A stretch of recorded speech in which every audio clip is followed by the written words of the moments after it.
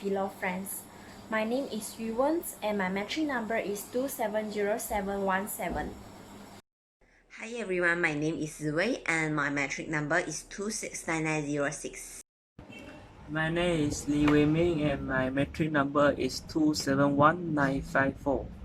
So today we are going to share about some of the Malacca city attraction place to you all.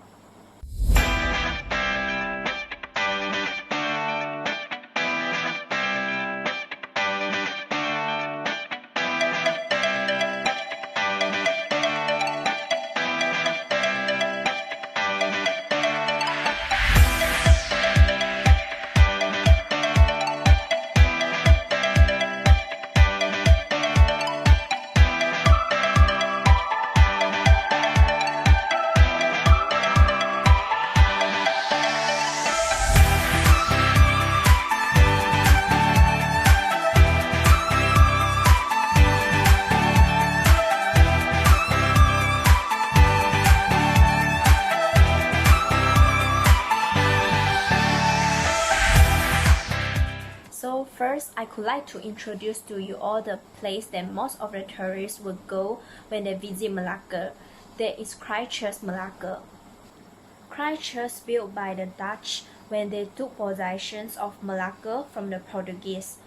It is one of Malacca's most defining structures, situated along Jalan Gereja, also known as Church Street. It is an instantly recognizable brick red building with a huge white cross at the top, sitting opposite the State Hall. Christchurch was built in 1753 to celebrate a century of Dutch occupations. The interiors of the cathedrals has 200 years old handmade pillars, decorative fan lights that honor Dutch soldiers and locals. Christchurch is located near to Malacca Chinatown Central, across the bridge from the Jonker Street. It is one of the most popular sightseeing attractions in the State Hall area. Directly opposite is the Historical Museum and Ethnographical Museum. Besides its commemorative purpose, Christchurch was constructed to the fact when the Dutch first conquered Malacca. They had no place of worship other than St. Paul Church, a small chapel built on St. Paul Hill. Later on, when the British took over Malacca, they added a weather clock and bell to Christchurch and transformed it from a Protestant church into an elegant one. Entrance into the basilica is free. It is not a big building and the interior is dark yet cozy, with dark polished wooden pillars that face the altar and large timber crucifix that hang on the wall. Meanwhile, outside the church is a beautiful collection of bottom plants and a colorful groups of tricycle lined up for tourists.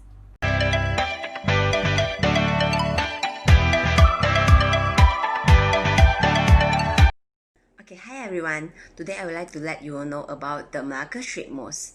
The Malacca Street Mosque is known as Malacca Floating Mosque as it is built on still above the sea, and it was officially opened by Malaysia Kings on 24th November 2006. And it was constructed with modern Islamic design with craftsmanship, while the main dome in Middle Eastern in appearance, and the Malacca Street Mosque has a simple plan of the central square with a symmetric composition of 4 small turrets at its corner. The corner turrets are topped with typical Malaysian roof lines. Surrounding the internal space are long connecting perimeter decks that provide access for patrons to go around the mosque to enjoy the surrounding sea view. The Malacca Street Mosque's unique architecture image was achieved by the design incorporation of the large double equilateral arches that form at the mosque's main entrance and provides opening to the praying hall. The gigantic double equilateral arches that form at the mosque's main entrance and provides opening to the praying hall.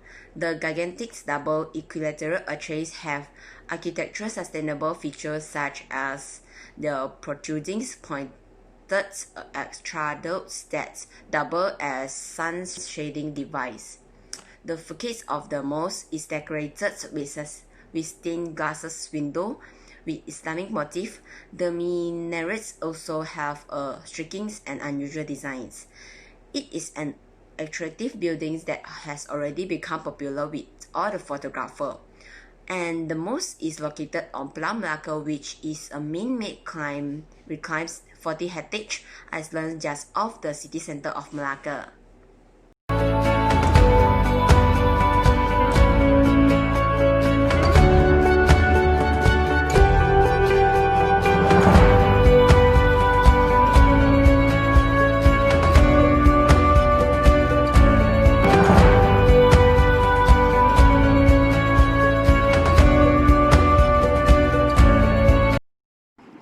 Now I want to share one of the famous place in Malacca, which is Famosa.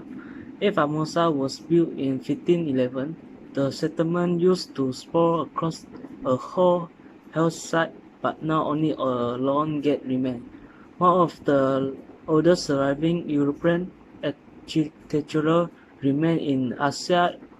It is set beside the Istana Kesultanan on Jalan Kota. Nowadays, Famosa is more than just quick photo stop opportunity for tourists. Famosa is perhaps Malacca's best known sightseeing spot. Originally constructed by Alfonso de Albuquerque, who is led the Portuguese invasion on the Malacca Sultanate. The remain of the fort is now crumbling whitewashed gatehouse and is located downhill from St. Paul Crush. In the 16th century, Famosa houses the entire Portuguese administration, including its hospital, 5 crush, elongated stockade, and 4 key towers. One tower was for storage keep, the others were an ammunition storage room, captain resistance, and an officer quarter. The rest of the bastion comprises of townhouses clustered inside the fortress wall. The fort was expanded in 1586 to accommodate Malacca's growing population. Malacca, with its rich history and culture, has always been a popular tourist destination in Malaysia. In fact, it was listed by Lonely Planet as one of the top 10 must-see places in Asia. The remain of the historical site is where you can get a glimpse into the Malaysia colonial past. And what unique is that it has passed through the hand of 3 different colonies: the Portuguese, Dutch, and British. Even if you are not into history, it is still fun to take a walk around this place. It is a great spot for taking photo or selfie. Beside the historic icon itself, there are columns outside the structure that you can pose with, and there are many nooks and crannies with great natural lighting streaming in through gaps in the wall for more wonderful picture. Don't be surprised if you see a local artist inside. Yes, you can buy a drawing of the historic icon in Malacca, including the Famosa, or even get your portrait drawn here.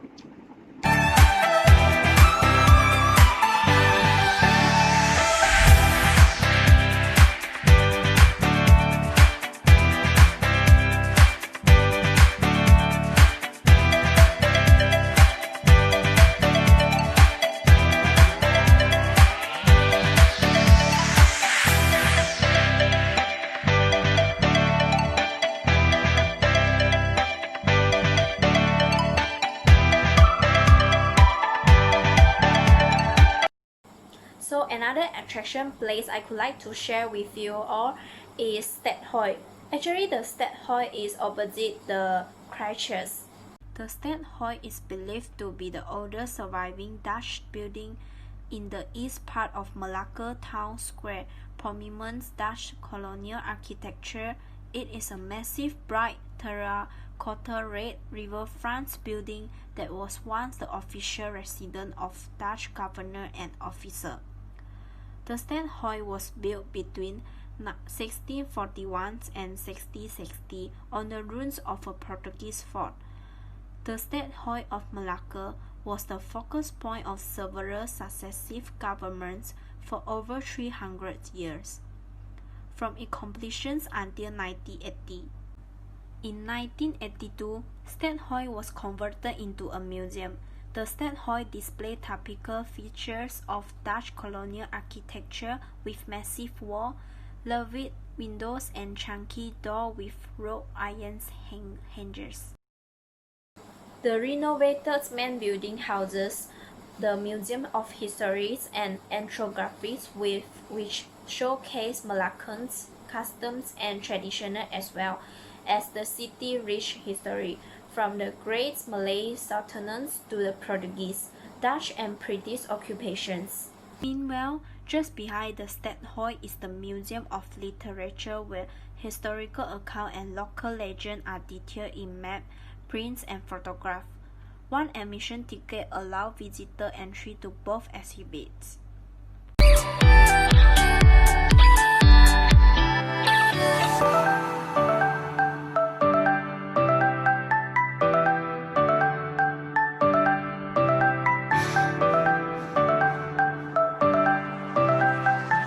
Now let's continue about another place is Chen Hunteng Temple.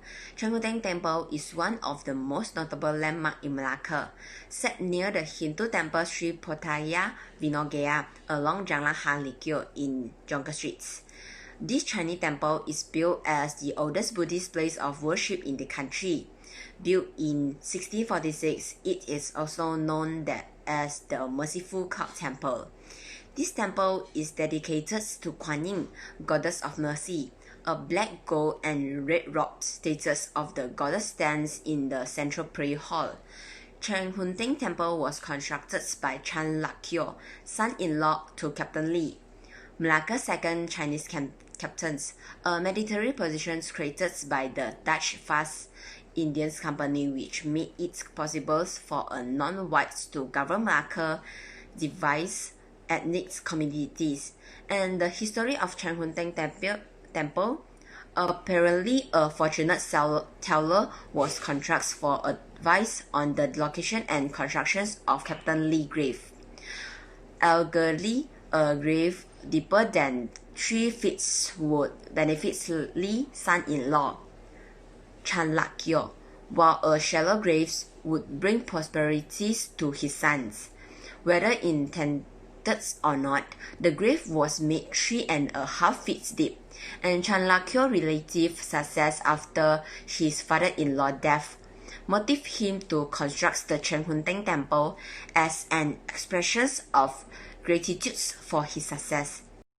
The structures of Chen Hunteng Temple is the main prayer hall of Chen Hunteng Temple has a widely slanted roof dominating dark timbers, beam, and beautiful carved woodwork.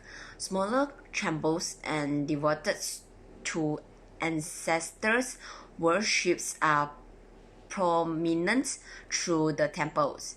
These rooms are filled with tablets bearing photographs of the deceased. Check out the weight of fake money and paper mache models of luxury items which are used as symbols of creature comforts for the deaf. All buildings materials for the temple and even the artisans concerned with its constructions were bought it from China. And this is all about the Chen Hunteng Temple.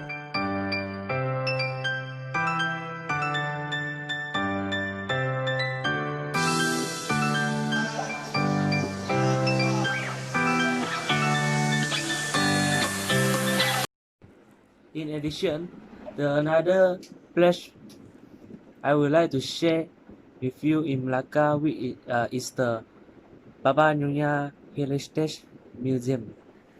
In the beginning of the 16th century, merchants and the entrepreneurs were lured to the Malacca shore to the story of the city burgeoning success and wealth. In the particular, the city saw an influx of the China trader who arrived in droves in an effort to escape Manchu rule. This entrepreneur went on to marry local Malay woman. Descendants of this marriage were known as Peranakan or straight-born Chinese. Their relative success resulted in this expatriate merchant becoming the principal wealth catalyst of the driven city. The Babas, as a male Sino-Malays, flouted their affluence by purchasing down houses and transforming them into out-and-out palaces. The interior of this home were opulent and stuffed to the teeth with Dutch influences features including hand-painted tiles and Victorian lamps. The Baba Nyonya Heritage House is located at the number 68 to 15 along the Jalan Tun Chenlok in Malacca. The Baba Nyonya Heritage Museum is actually a collection of three beautifully restored houses arranged to look like a typical 19th century Baba Nyonya resisted excellent example of China to Palladian style. This townhouse, built in 1896, will transform into a traditional Peranakan museum in later years. Connected by a common covered footway, the museum features an hand-painted tiles, elaborately carved thickwork outer swing door and a sturdier internal door which provide extra security. Flanked by general Roman column, two red lanterns, one bearing a household name and the other message of good luck, hang on other side of the entrance. The best part of this tour are the guides who grace with Baba Nyonya tales of war with noticeable Peranakan wit during the informative 55-minute tales. That's all from us today. Thank you.